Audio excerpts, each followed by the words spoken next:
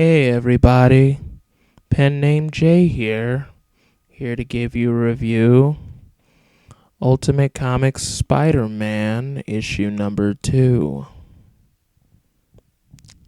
Well, here's a quick synopsis. Because I didn't really talk about what happened in the first issue talking about how he gets his camouflage abilities, only because it was one page, and I didn't really want to deal with one page. So anyway, as I was going forward into the second story, he starts running, freaking out, and there's these two guys carrying these television. They're like, oh, it's heavy, and Miles is like, oh no! After that, he jumps over. Boom, first ability. He has... Spider, thingy, jump really high, do flip stuff. Anyway, as we go on throughout the story, you see that he finds out he has a poisonous jab paralyzing people because one thug wanted to take his bag. He said that he was playing around, but of course, you know that he wasn't. So, further into the story, he meets up with one of his friends, tells his friends what he could do. He shows that he can use his venomous jab to cause inanimate objects to explode.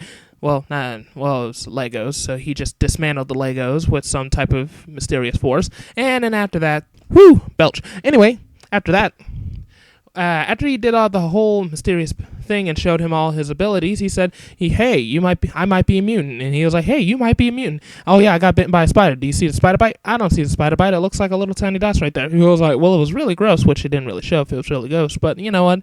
Whatever. Anyway, continuing on, the father pops up and after that talks to him about how he used to steal things and be bad and he paid for his crimes, but his brother still hasn't learned his lesson. And after that, Miles knows why he's not supposed to meet up with his uncle.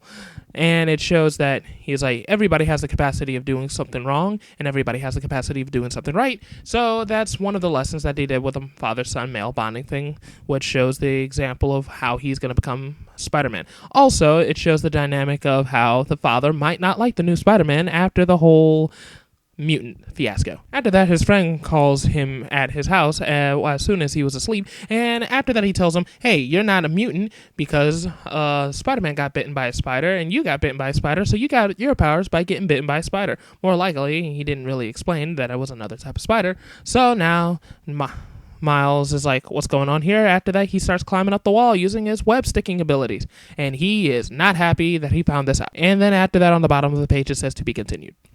All right, for the people who are collecting it, collect it, baby. Keep on doing it. For the people waiting for the trades, I feel sorry for you guys because I'm kind of spoiling it for you, but I'm doing it in a half-assed way that it doesn't really sound like I'm telling you what's really going on. By the time you guys start reading it, hey, he didn't talk about this. Of course I didn't. I'm just giving you a gist, giving you a little idea. So that you guys can walk up to your friends like, hey guys, remember what happened to Spider-Man? Yeah, that was interesting. Yeah, since you're a comic book reader and, I'm trying to relate to you, let's talk about comics. And then by the time you start talking, these guys are like, he doesn't know a damn word he's talking about. So anyway, the thing that I really, really, really liked about the story is that it showed the numerous powers that he had, and that it showed the relationship between his friend and his father. They didn't show much relationship, much bond in the first issue. To me, it was more about him getting to the spider, or the spider getting to him. But that's what the first one was all about, so it really didn't stand out to me that much. For the first issue, the only thing that was interesting was it introduced the characters, it introduced the parents, it introduced how he got his powers, and that's about it. And other than that, there's a bunch of cool things that are going on in there. Second issue shows his abilities, and his friend finally pulls up the information, so more likely his best friend, Genki, is going to be his informant. Or he's going to be his own informant, but nonetheless, him and his best friend are, going to be buds for the whole Spider-Man thing, more likely. Then the other thing that I would like to pull up is the time frame thing.